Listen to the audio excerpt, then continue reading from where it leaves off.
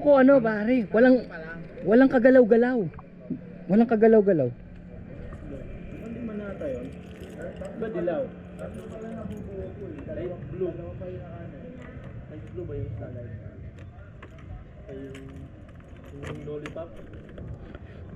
Malaki din no? Malaki yung model. Wala ka. Parang masulit. Ang dami.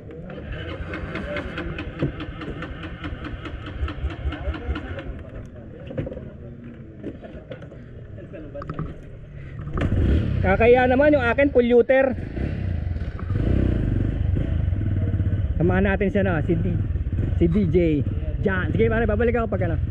DJ Jan Musa sa kanyang bahay gara. Alam nyo yung bike na yan, Vespa yan Vespa Primavera body, pero wait for it, kita mo wala siyang helmet kasi e-bike yan. Vespa Primavera body kinonvert sa minaneho ko yan kanina, kaya lang wala akong camera. Walang kagalaw-galaw, walang kagatol-gatol, smooth na smooth.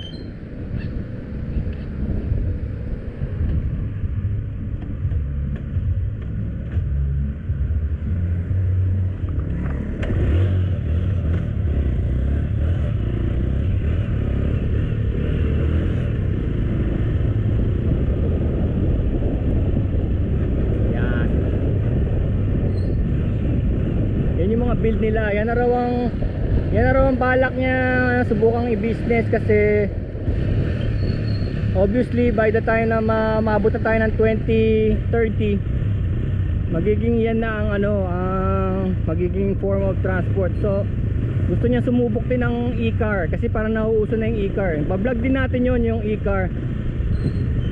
Tingnan nyo, nilagyan lang niya ng plate number pero hindi naman kailangan, di ba? Pero this one daw is from Thailand, buo na.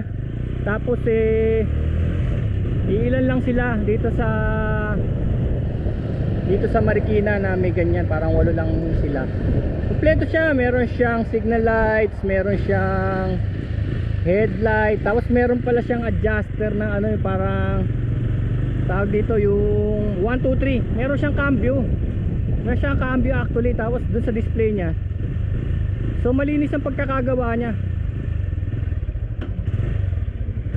Paling garahe kakaya naman. Ako di gumakin na sa kanya, pollution free.